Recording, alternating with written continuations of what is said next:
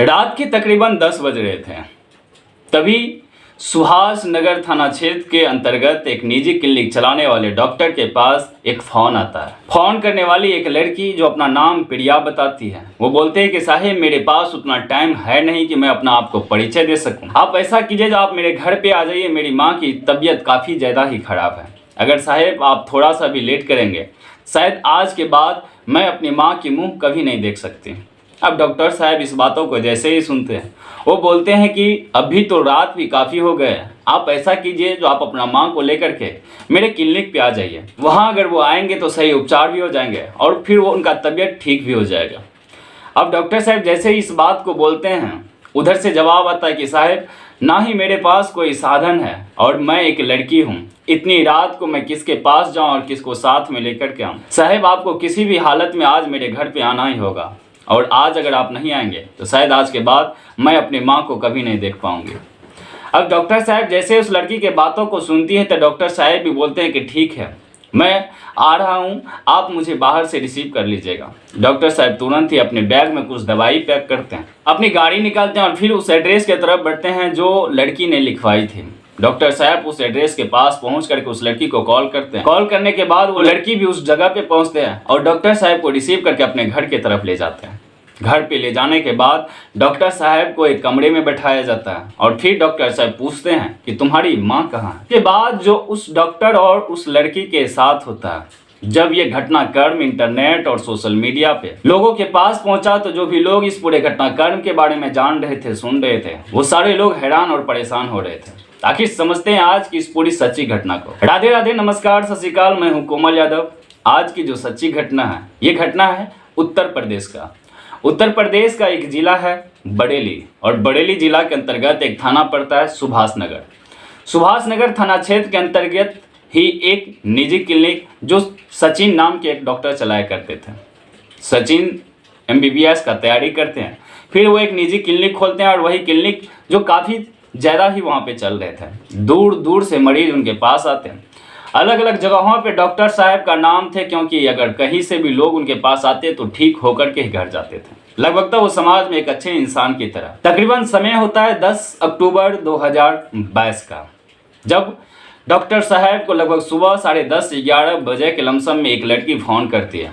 Phone करने के बाद वो लड़की बताती है कि साहब अगर आपके यहाँ कोई काम है तो आप मुझे बताइए, मैं नर्सिंग की तैयारी की हूँ और मेरे घर की आर्थिक स्थिति काफ़ी ख़राब है। अगर आपके यहाँ कोई काम लग जाएगा, शायद मैं वो काम करके अपने घर की स्थिति को थोड़ा सुधार भी सकता हूँ, और माँ की तबीयत अक्सर ख़राब ही रहती है।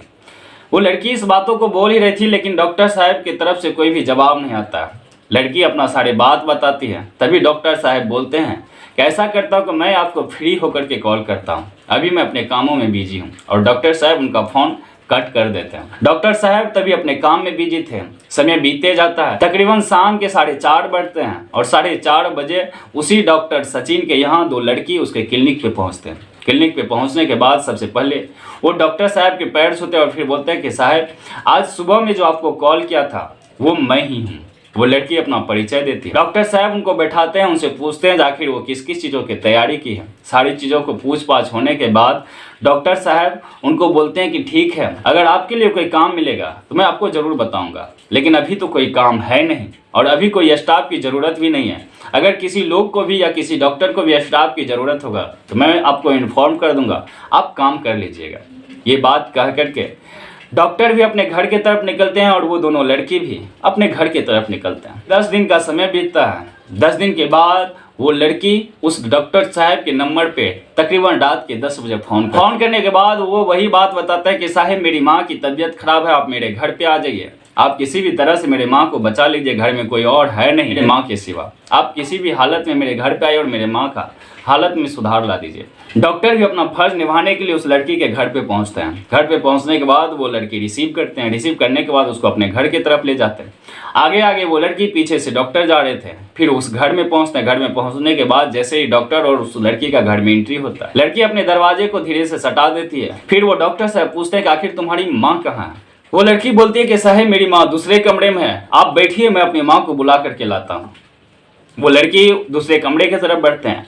डॉक्टर साहब को थोड़ा शक होता है कि इस घर में कोई लोग है नहीं और ना ही किसी लोगों की आहट लग रही। आखिर कुछ न कुछ दाल में काला है। डॉक्टर साहब तभी जैसे ही नजर अपना दूसरे कमरे के तरफ देते हैं, तभी उस कमरे से एक लड़की निकलती है जिनके तन पे एक भी कपड़ा नहीं, और वो कोई और लड़की नहीं बल्कि वही लड़की थी जो लड़की डॉक्टर साहब को फोन किए थे, जो लड़की डॉक्टर साहब को रिसीव करके घर तक लाए थे। अब जब डॉक्टर साहब उस लड़की को देखता है तो समझ में नहीं आ रहा था आखिर ये हो क्या रहा है। तभी वो लड़की उस डॉक्टर साहब के पास पहुंचते हैं और पास पहुंचने के बाद उसके शरीर से चिपकने लगता है। डॉक्टर साहब के शरीर पे अलग अलग जगहों पे हाथ रखना शुरू करता है। फिर वो डॉक्टर को उत्तेजना जगाने लगते हैं। तभी ये घटनाक्रम हो ही रहे थे कि अचानक से उस घर में दो व्यक्ति का और एंट्री होता, जिसमें एक लड़का और एक लड़की है। वो दोनों फिर इस घर में एंट्री लेते हैं। एंट्री लेने के बाद कमरे के दरवाजा को अच्छे से लॉक किया जाता है और लॉक करने के बाद उसके साथ में जो एक लड़की आई हुई थी, वो लड़की भी अपने बदन से पूरा का पूरा कपड़ा हटाती है, मानो उसके बदन पे एक भी कपड़े नहीं, यहाँ तक कि अंडर गारमेंट्स भी नहीं। वहां पे जो एक लड़का जो साथ आया था, वो लड़का पास में खड़ा होता और फिर उस डॉक्टर को डराया जाता है, धमकाया जाता है, यहाँ तक कि उस डॉक्टर को बोला जाता है कि आज अगर आपको यहाँ से सेफ अपने घर जाना है, आज आपको वो करना पड़ेगा जो ये दोनों लड़की कह रही है। और कहा भी जाता है कि मरता क्या नहीं करता। फिर वो डॉक्टर उस दोनों लड़की के साथ बारी बारी करके संबंध बनाते हैं। यहाँ तो आप ये बोल सकते हैं कि वो डॉक्टर नहीं बल्कि वो दोनों लड़की ने उस डॉक्टर के साथ संबंध बनाया। और फिर पूरा जो संबंध बनाने वक्त का जो पूरा घटनाक्रम था, उसका पूरा का पूरा वीडियो और कुछ फोटो जो वो लड़का अपने मोबाइल फोन में कैप्चर करते हैं। कैप्चर करने के बाद फिर उस फोटो और उस वीडियो को डॉक्टर साहब को दिखाया जाता है और फिर उनको पैसे की डिमांड शुरू होता है। हालांकि आज तक अगर आपने हनी ट्रैप के कई मामले सुने होंगे तो शायद इस तरह का मामला नहीं सुने होंगे। फिर वो लड़का और उस लड़की ने मिल करके उस डॉक्टर से जब पैसे की डिमांड करते हैं, तभी डॉक्टर के पर्स चेक करते हैं। उनके पर्स में से कुछ पैसे भी निकलते हैं और फिर एटीएम कार्ड भी निकलते हैं। वहीं पे डरा करके धमका करके उस डॉक्टर साहब से एटीएम का पिन भी पूछा जाता है और फिर उस पिन को लेकर के वो लड़का बाहर जाते हैं और फिर उसके एटीएम से भी लगभग 50,000 रुपया निकाले जाते हैं और फिर वो एटीएम वो अपने पास ही रखते हैं। और फिर वो घर पहुंचने के बाद उस डॉक्टर को बोलते हैं कि अगर इसके बारे में तुमने किसी को बताने की कोशिश किया तो शायद ये वीडियो इंटरनेट और सोशल मीडिया पे भी पहुंचेगा, यहाँ तक कि समाज में तुम्हारा इज्जत जो है ये धज्जी धज्जी हो जाएंगे और तुम्हारे उस रिश्तेदार के पास भी पहुंचेंगे, यहाँ तक कि तुम्हारी पत्नी को भी भेज दिया जाएगा क्योंकि तुम्हारी मोबाइल का सारा नंबर मैंने नोट कर लिया। अब डॉक्टर जैसे इस बात को सुनते हैं, उनके आगे में गिड़गिड़ाने लगते हैं, रहम के भीख मांगते हैं, मेरे से आखिर गलती क्या हुआ जो मुझे इस तरह की सजा मिल रही है। तो वो लड़की बोलती है कि मेरा काम ही यही है, अगर मैं ये करूँ नहीं तो फिर मैं जिंदगी कैसे जीऊंगी। और फिर ये बात कह करके उस डॉक्टर को वहां से निकाल दिए जाते हैं। डॉक्टर अपने घर पहुंचते हैं। घर पहुंचने के बाद एक दिन दो दिन तो किसी तरह से डॉक्टर साहब इस सदमा को हजम नहीं कर रहे थे, लेकिन फिर से वो क्लिनिक पे जाते हैं तो उनको अक्सर यही याद सताता था जो उनके साथ हुआ था। डॉक्टर को फिर से जब भी उस लड़की को पैसे की जरूरत होती तब भी डॉक्टर को फोन किया जाता और डॉक्टर से पैसे की डिमांड होते, यहाँ तक कि उस डॉक्टर से ना जाने कितने बार पैसे की डिमांड हुई। डॉक्टर डिप्रेशन में आते हैं।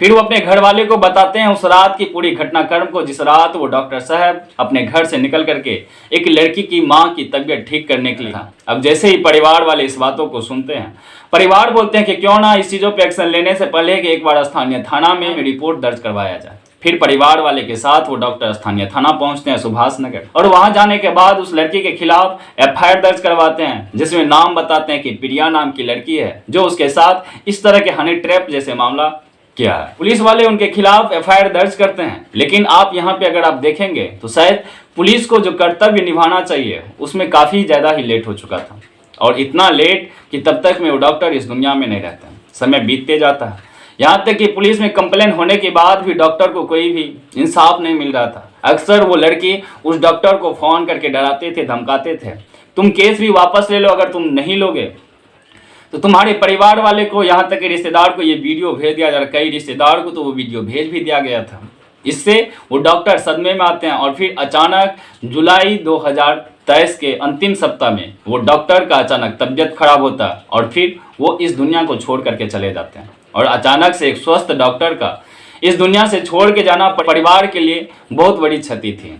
परिवार वाले रोने लगते हैं, बिलखने लगते हैं, स्थानीय थाना को फोन करते हैं और फिर बताते हैं कि इस डॉक्टर का मरने का कारण कोई और नहीं बल्कि वही लड़की है जो लड़की इसको बार बार फोन करते थे, पैसे की डिमांड करते थे, इनका वीडियो वायरल करने का धमकी देते थे, यहाँ तक कि इसका वीडियो भी वायरल किया। जब धीरे धीरे ये मामला इंटरनेट और सोशल मीडिया पे पहुंचे, स्थानीय पत्रकार भी उस जगह पे पहुंचते हैं, तो पूरा मामला जब देश के सामने निकल करके आता है, तो जो भी ये पूरा घटनाक्रम को सुन रहे थे वो सारे लोग शॉक हो रहे थे। जब पुलिस वाले भी उस जगह पे पहुंचते हैं, तो पुलिस वाले जब पहुंचते हैं तो परिवार वाले अपने बयान देते हैं। अगर आज वो डॉक्टर इस दुनिया में नहीं है, इसका पूरा का पूरा जिम्मा जो है उस लड़की को जा रही है। वो लड़की अगर इस डॉक्टर के साथ इस तरह से नहीं करती, ये डॉक्टर आज इस दुनिया को छोड़ करके नहीं जाते। फिर परिवार वाले के पूरे तहरीर के अनुसार से उस लड़की पे एफआईआर जो दर्ज हुआ था, उसी एफआईआर के तहत फिर उन पर कार्रवाई करते हैं और फिर उस लड़की प्रिया नाम की जो लड़की थी, उस लड़की को गिरफ्तार किया जाता है। जब उस लड़की को गिरफ्तार करके थाना लाया जाता है, थाना में जब उस लड़की से पूछताछ होता है, फिर जब उनकी डॉक्यूमेंट चेक किया जाता है, हालांकि उस लड़की का नाम प्रिया नहीं बल्कि हिमानी होती है। अब जैसे उस लड़की का नाम अलग नाम, तो पुलिस वाले को तो शक हो ही गया था कि आखिर एक लड़की जो हनी ट्रैप के मामले में डॉक्टर को फंसाया और फिर डॉक्टर को काफी प्रताड़ित किया, जिस कारण से डॉक्टर ने इस दुनिया को छोड़ करके चले गए। फिर जब पुलिस वाले उस लड़की से सारा घटनाक्रम के बारे में पूछते हैं, तो लड़की ने भी सारा का सारा जुर्म जो था वो अपने आप को कबूल करता है और फिर वो ये भी बताते हैं कि वो लड़की इस डॉक्टर से तकरीबन 15 से 20 लाख रुपया ऐंठ चुके थे। और यहाँ तक ये भी बताते हैं पिछले सप्ताह और 1 से 1.5 महीना के अंतर्गत तकरीबन वो 5 लोगों को ऐसे और शिकार बनाए, जिसमें एक रिटायर्ड सैनिक भी, कई बड़े बड़े कारोबारी लोग भी शामिल थे। अब पुलिस वाले जैसे इस लड़की के पूरा घटनाक्रम के बारे में जानते हैं, किस तरह से ये लड़की नए नए लोगों को अपने जाल में फंसाते हैं और फिर उनका अश्लील वीडियो बनाते हैं और फिर उस वीडियो को वायरल करने का धमकी देकर के उनसे पैसे की मांग किया जाता है। पुलिस जब इनसे पूरा पूछा जाता है, फिर पुलिस वाले को वो अपने एक गैंग के बारे में बताते हैं, जिसमें एक लड़की और एक लड़का शामिल था जो डॉक्टर के समय में भी थे। फिर पुलिस वाले उस लड़की और उस लड़का की गिरफ्तारी में लग जाते हैं कि आखिर ये दोनों लड़का और लड़की है कहाँ। हालांकि अभी वो लड़का और लड़की का कोई अता पता नहीं चला, लेकिन इस लड़की को गिरफ्तार करके जेल भेज दिया गया। लेकिन इनके ऊपर जो सजा सुनानी है वो तो कोर्ट ही फैसला करेगी। लेकिन यहाँ पे अगर पुलिस सही मायने में एक्शन लेता तो शायद आज डॉक्टर सचिन इस दुनिया में जिंदा रहते हैं। अगर समय से पहले उस लड़की को गिरफ्तार किया जाता और इतना प्रताड़ित होने से डॉक्टर को बचाया जाता, तो आज एक और डॉक्टर जो उस सुभाष नगर थाना अंतर्गत एक अपना क्लिनिक चला रहे होते हैं। लेकिन कहीं कहीं पुलिस वाले की कर्तव्य इतना अच्छा होता जो सैल्यूट करने का भी मन करता, लेकिन कहीं कहीं पुलिस की रवैया इतनी खराब कि आप क्या बयां कर सकते हैं। हालांकि आज की पूरी घटनाक्रम यहीं खत्म होता है, लेकिन इस तरह की कहानी सुनाने का मतलब किसी को परेशान करना नहीं, किसी के दिल को ठेस पहुंचाना नहीं, बल्कि आपको एक सच्ची घटना से रूबरू करवाना है कि हमारे समाज में कुछ लोग इस तरह के भी हैं जो अपने फायदे के लिए दूसरे की इज्जत और दूसरे की जान की कीमत भी नहीं समझते हैं। हालांकि आज के समय में जो भी बड़े से बड़े घटनाक्रम निकल के आ रहा है, आप जानते होंगे जितना हम सोशल मीडिया की तरफ से जितना लाइफ में आगे बढ़ते जा रहा है, उतना इस तरह के मामले में फंसते भी जा रहे हैं। आज अगर आप देखेंगे छोटे से छोटे बच्चे इस मामले में फंसते जा रहे हैं। जिस बच्चे के परिवार वाले से समय नहीं मिलता, माता पिता अपने काम में अक्सर बिजी रहते हैं और वो परिवार के बच्चे अक्सर मोबाइल पे टाइम देते हैं और टाइम देने के बाद वो उस दिशा में चल पड़ते हैं जिस दिशा का अंत एक खौफनाक और दर्दनाक होता है। हालांकि हाल ही के कुछ दिनों में एक ऐसा ही मामला सामने में आया था जिसमें एक सिर्फ 8 साल की लड़की को एक लड़का मैसेज करता है कि अगर तुम घर में बोर हो रही हो तो तुम मुझसे बात कर सकती हो।